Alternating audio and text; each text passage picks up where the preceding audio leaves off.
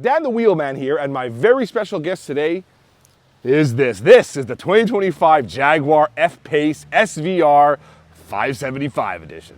This one has a supercharged V8 engine in it, which I love. Anything V8 is great, and a supercharged V8 is even better.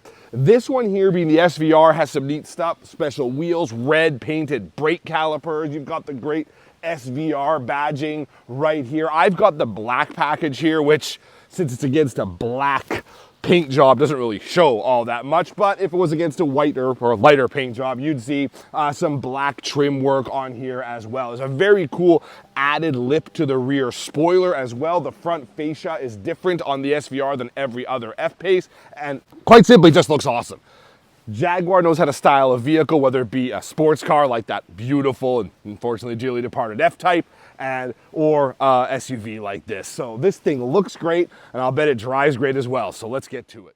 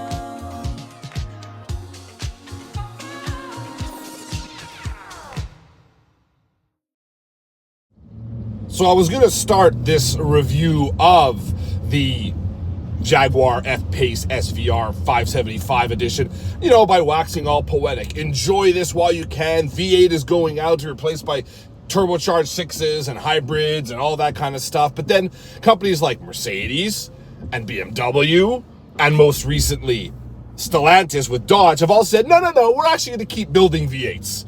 Yeah, we're going to keep doing that. So they basically ruined my entire intro. Jerks. So I had to pivot. Which doesn't really take a lot, because regardless of any kind of navel gazing you want to do about the V8 in this awesome Jaguar SUV, that's what it's all about. It is absolutely incredible. I love this motor. 567 horsepower, 516 pound-feet of torque, fed to all four wheels through an 8-speed automatic transmission with paddle shifters that are made, you can hear that, from real metal, crafted from real metal. I believe it's aluminum. I think that's awesome. 0 to 60 time, about 4 seconds, which is pretty good for what is essentially a mid-sized people mover. Okay, well, that's a little bit extreme. Of course, you can buy the F-Pace with smaller engines. I believe there's a 4-cylinder engine and a 6-cylinder you can get. Those are the more popular sellers. This is really kind of the special one, and that's fine by me. It only has 2 rows. There are some vehicles this size with a 3rd row. I don't really see the point. I mean, I guess it's good to have in a pinch, but it's pretty tight usually in a vehicle this size, that 3rd row. And let's be honest, when you're spending upwards of $110,000 on your SUV, which is how much this is, which might sound like a lot of money, but when you consider the competition from the likes of the Mercedes GLE 63 AMG or the BMW X5 or X6M, it's actually not a bad price for this F-Pace. Anyway, when you're considering a car that costs that, I don't think the 3rd row really matters, nor really does gas mileage. I was reading a review of, or fuel economy. I was reading a review on Car and Driver. They're talking about the fuel economy, and I get it. When they do their reviews, that's their format, but really, who cares? Like, nobody, I don't think anybody buying this particular F-Pace really cares about what kind of fuel economy they're getting. They're great to talk about for the manufacturers, the numbers, meet CAFE standards, which might be going on soon. I guess we'll have to see what the folks down there have to say. All that kind of stuff. Sure, you got to make those claims to, you know, kind of appease the people that are evaluating your vehicle for its fuel economy, but this one here, no. I don't think fuel economy is the top of anybody's punch list. More so is obviously the engine, but also the goings on inside. There's a ton of different materials in here. You've got suede, you've got aluminum, a little bit of faux carbon. Actually, that might be real carbon here. You've even got Windsor leather. Gotta have Windsor, it's a Jag, right? Right. Fantastic. Heated steering wheel, heated and cooled front seats. Really nice feel to this wheel too. It's got that leather wrap on it. Really feels of a high quality, just like the paddle shifters behind it do. Meridian audio with 12 speakers. That's pretty good. I think Meridian rather makes really good systems. I really like them. The speakers look pretty good too. The real metal grills here. I always appreciate that. Digital gauge cluster that can be modified to show your speedometer, tachometer, your entire GPS map if you prefer. It's got all that. 11.4-inch central display here with wireless Apple CarPlay and Android Auto and wireless charging. If you'd rather plug into charge, you've got a USB-C and a USB-A port in here. So there you go. Really nice screen. It's high quality, but I just, for some reason, it's the same screen you'll see in some other Jaguar Land Rover products that are more about the luxuriousness of them as opposed to the performance or whatever. And it works in something like a Range Rover SV or even a Land Rover Defender, for example. Here, though, it seems a little too kind of gauche, too trick. I'd rather them kind of, it's a convex display, which makes for better visibility and less glare and good responsiveness and all that, and that's fine, but I wish they could find a way to make it look a little more athletic. I'm not sure how you do that with a display, but for something about it just doesn't seem to fit with the rest of the Environs here. Maybe if they just change the graphics up a little bit, the colors or something, change the bezel, maybe give it a carbon fiber bezel. That might have made it too flashy. Maybe that would make this display look a little more fitting to the environment. I don't know. Speaking of the display, you do use it for some things you might not otherwise expect. The auto start stop, for example, you have to go through there. And I've been using that a lot because, as I've talked about before, when it comes to fuel economy, auto start stop is all about saving fuel. But in a car like this, maybe that's also important. Big V8 like this with a big loud starter motor is doing start stop. It's kind of uncomfortable to drive. So I've just been like, forget it, whatever, I'll pay the gas. I just don't want to have start stop going on in this thing. So I haven't, so I've turned it off. So I'm going to this screen a lot. There it is. See, it's quite loud when it starts up. So now I'm going to turn it off. Style is one thing, but I think my biggest complaint with this infotainment system is that for some things, they don't use enough of the screen. CarPlay's okay, but the backup cam is kind of small. It's a dual pane backup cam if you want it to be, top-down view and back view and so on, but they don't use the whole display. They cut a huge amount at the bottom here. It's like letterbox. Why do that? We've got this big 11.4-inch display. Use it. Anyway, so that's the only thing. Otherwise in here, it's great. Oh, not the only thing. The other thing which I'm a little kind of put off by. Again, this is a vehicle that's really very much about performance, maybe less so about creature comforts or where you can store stuff. There isn't a lot of storage. You've got a fairly deep but very small opening here to the central console. There's no underfloor storage back there. This has a full-size spare, which is not something you see a lot of these days, especially in the performance car world. They are heavier, they take up room, more and more are going to inflator kits for that. So I got a full-size spare back there, which I don't love. I do have more cargo space here than I do in Porsche Macan, for example, but there's no underfloor, which kind of bugs me. There's nothing in the side except for a little mesh kind of basket, sort of. In here, I have slight door pockets here, but I don't even know if I'd be able to fit my average size Yeti. Yeah, that fits okay. That actually fits okay, so there you go. But you can't fit much kind of wide stuff in there, and the glove box is somewhat shallow. So not hugely great for interior storage, but I guess would affect the road trip ability of this F-Pace. But while I do complain about the bins in the doors and the glove box and all that kind of stuff, there's a couple things here that I really like. For one, since it's an electronic shifter, with all the shift linkage underneath, there's storage underneath the center console here. I like that. And in the back here, I've got a 40-20-40 split folding rear seat. That means if you want to bring longer items along with you, skis, hockey sticks, whatever, you don't have to sacrifice an entire full-size outboard seat to do so. So if you want to keep your child seats installed, you could still fold down the middle part and put longer items through.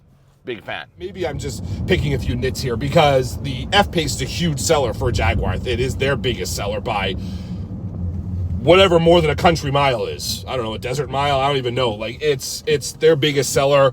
So obviously they're doing the storage stuff isn't bothering too many people. I did have my 7-year-old daughter back here in her booster seat. She was comfortable. Entrance and egress for her was fine, and so that was good too. So you've got all that covered. But that's really it. Otherwise, I love sitting in here. Seating position is good. Nice big humps around the 9 and 3 o'clock positions on the wheel for really good grip on that wheel, which I appreciate. Here, I've got some actual knobs, and the knobs serve as both the adjustment for your heated seats as well as for your climate control, which I think is actually not bad. It helps reduce clutter a little bit down there, and that's cool. Plus, you've got a touch panel there as well. Which is, again, everyone's going to touch panel these days. So, that's just the way to do it. It's cheaper and it reduces clutter. Really cool is the drive mode control, though.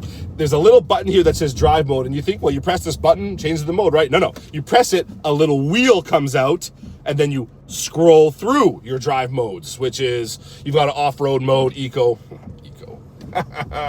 comfort, and dynamic. Now we're talking. I'm in comfort mode now because we're in the city of Vancouver. Like any North American city, it's got bumps, got raised manhole covers, big paint on the roads that have been painted over a million times. So I want to go a little smoother, and it's not bad. The suspension is adaptive in this, so it will change depending on your drive mode, and it can read what's going on. I believe it's a hydraulic system for that, I think. I'm not 100% sure, but I think that's what it is. But it's doing okay. 21-inch wheels are standard. This is a press vehicle, and they like to do these to the 9s, do the OEMs. So I've got the 22-inch option. That's going to affect the ride a little bit. And I don't have summer performance tire, but I've got Pirelli Scorpion winter tires, which are about as performance-oriented a winter tire you can get this side of like a Hakkapeliitta or something along those lines. So that is going to affect the ride, obviously, a little bit.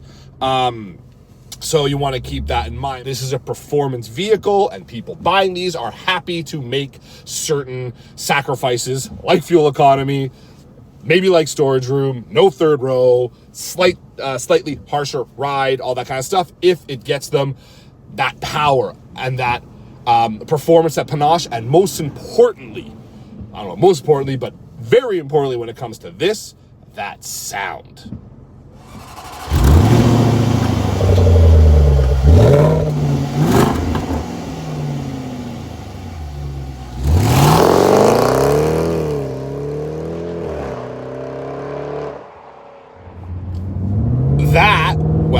This is the sound of 567 furious ponies ripping their way through a quad exit exhaust system. And we're talking furious. We're talking riders on the storm level of furious. Jaguar, along with making stylish cars, we talked about in the intro, knows how to make stylishly loud cars too.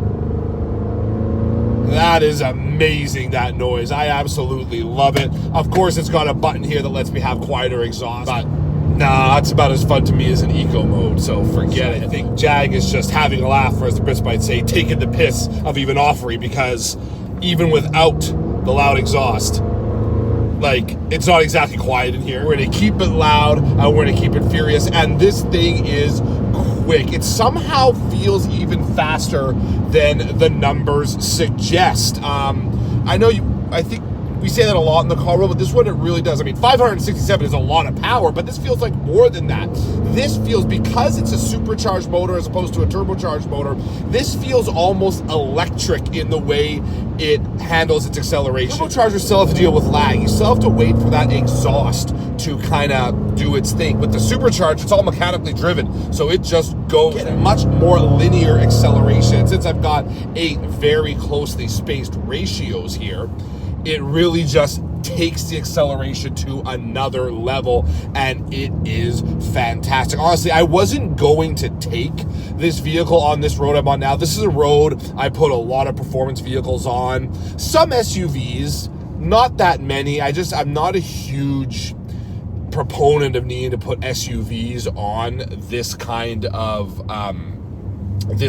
road, but because it's so loud and because it has all that power, I really wanted to kind of give it the beans, and so that's what I'm doing right now, and I am so happy that I did. And now with the adaptive suspension, it's doing the handling thing so much better as well. Very little body roll through here. You can thank those very stiff tires for that as well, and grippy tires. Very low body roll through here. I wish there was a little more feel in the steering though. This steering it's got a good weight to it, but it just feels quite disconnected from what's going on ahead of me here. The steering wheel itself, the rim feeling as good as it does and all leathery and nice. I wish the actual feel kind of matched up to that. Unfortunately, it doesn't. It's responsive enough, but it's to a point where you kind of have to trust that it's going to do what it's going to do. So, but get past that, and this thing is an absolute boatload of fun on these twisties. It is fantastic. Now, I know I said before that people buying a vehicle at this level, they're not going to care too much about fuel economy, and that's good because I'm going through a lot here. They might say they do, just like an OEM loves to publish its fuel economy figures even in its highest performance models. They might say that because they feel like it's the right thing to say, but really deep down inside, if they can get this kind of response from the throttle input, this kind of response from the car, and this speed, they'll be just fine with having to use the gas to do it. This is a fantastic car. It really is good. The F-Pace sells a lot. It sells a lot for a reason. It's a very good platform. This one here just takes that, of course, to the next level. Man, I love a good V8 power vehicle of any kind. And this one sure as heck matches the promise of that big, huge powertrain. From the quick shifting transmission, oh yeah, to the quick responding engine and throttle. This has it all when it comes to a performance SUV. And who doesn't love that? This guy surely does, if you can't tell already. Oh man, what a lot of fun. Now, of course, Jaguar has said they're going fully electric with their rebranding and all that kind of stuff, and the 00 or the Type 00 concept and all that. But we'll see. The more of these manufacturers we talked before, going back to V8 power, the more you might see of it, and maybe Jag will come to its senses and go, you know what? I like making loud engines. Let's make the electrics, but we know how to make an engine. Let's keep doing that for a little while longer. Hope they do. Anyway, thank you for tuning into this quick look at the 2025 Jaguar F-Pace SVR 575 edition. If you haven't already subscribed to the channel, please do. If not, no hard feelings, of course. You can follow me on Instagram at Dan the Wheelman, on Blue Sky at Dan the Wheelman, and if you must, on the app formerly known as Twitter at Dan the Wheelman as well. So thanks again for tuning into this video. We'll see you guys soon. Sayonara, folks.